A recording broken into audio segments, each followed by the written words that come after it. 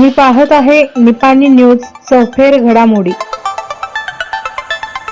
राज्याचे उपमुख्यमंत्री डी.के. शिवकुमार यांनी इतर समाजाला आरक्षण देत असताना संविधान बदलण्याची भाषा करून भारतीय घटनेचे शिल्पकार डॉक्टर बाबासाहेब आंबेडकर यांचा अपमान केला आहे। त्यामुळे काँग्रेस सरकारने दलित समाजावर घोर अन्याय केला असून उपमुख्यमंत्री शिवकुमार यांनी आपले विधान त्वरित मागे घेऊन दलितांची माफी मागावी, अन्यथा राज्यात तीव्र आंदोलन करण्यात येईल असा इशारा आमदार शशिकला जोल्ले यांनी दिला। येथील छत्रपती धर्मवीर संभाजी चौकात निपाणी भाजपच्या वतीनं काँग्रेस सरकार विरोधात मानवी साखळीसह शिवकुमार यांच्या पुतळ्याचं दहन करून आंदोलन करण्यात आलं।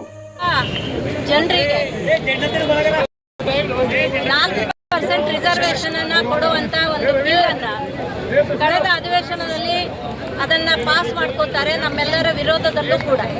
ಆದರೆ ನಿನ್ನೆ ಅದಕ್ಕೊಂದು ಸ್ಟೇಟ್ಮೆಂಟ್ ಕೊಡ್ತಾರೆ, ಯಾರಾದರೂ ವಿರೋಧ ಮಾಡಿದರೆ ನಾವು ಆ ಸಮುದಾಯಕ್ಕೆ ನಾವು ರಿಸರ್ವೇಶನ್ ಕೊಟ್ಟೇ ಕೊಡ್ತೀವಿ, ಯಾರೂ ಕೂಡ ತಡೆಯೋಕ್ಕಾಗೋದಿಲ್ಲ।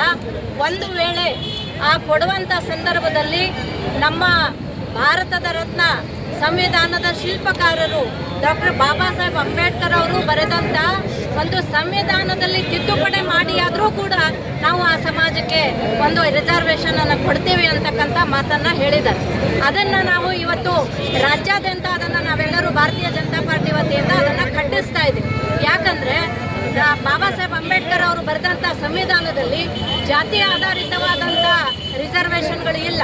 ಯಾರು ದೀನ ದಲಿತರಿದ್ದಾರೆ, ಯಾರು ವಂಚಿತರಿದ್ದಾರೆ ಅವರನ್ನು ಎತ್ತಿ ಹಿಡಿಯುವಂಥ ಸಂದರ್ಭದಲ್ಲಿ ಇವತ್ತು SC STಗಳಿಗೆ ರಿಸರ್ವೇಶನ್ಗಳನ್ನು ಬೇರೆ ಬೇರೆ ಕ್ಷೇತ್ರಗಳಲ್ಲಿ ರಿಸರ್ವೇಶನ್ಗಳನ್ನು ಕೊಟ್ಟಿದ್ದಾರೆ।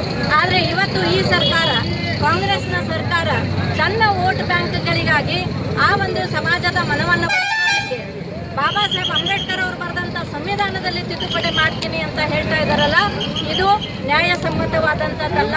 ಇದು ನಮ್ಮ SC ST ಜನರಿಗೆ ಅನ್ಯಾಯ ಮಾಡ್ತಕ್ಕಂಥದ್ದು। ಇವತ್ತು SC ST ಫಂಡನ್ನು ಕೂಡ ಗ್ಯಾರಂಟಿಗಳಿಗೆ ಯೂಸ್ ಮಾಡಿರೋದು, ಇದು ಕೂಡ ನಮ್ಮ ದಲಿತ ಸಮುದಾಯಕ್ಕೆ ಅನ್ಯಾಯವನ್ನು ಮಾಡಿದ್ದಾರೆ। ಹಾಗಾಗಿ ಇದು ನಾವೆಲ್ಲರೂ ಕೂಡ ಇವತ್ತು ಅದನ್ನು ಖಂಡಿಸ್ತೇವೆ। ಡಾಕ್ಟರ್ ಬಾಬಾ ಸಾಹೇಬ್ ಅಂಬೇಡ್ಕರ್ ಅವರ ಸಂವಿಧಾನ ಎಷ್ಟು ಪವಿತ್ರವಾದಂಥದ್ದು ಅನ್ನೋದನ್ನು ಅವರು ತಿಳ್ಕೋಬೇಕು ಮತ್ತು ಈ ಮಾತನ್ನು ಅವರು ವಾಪಸ್ ತಗೋಬೇಕು।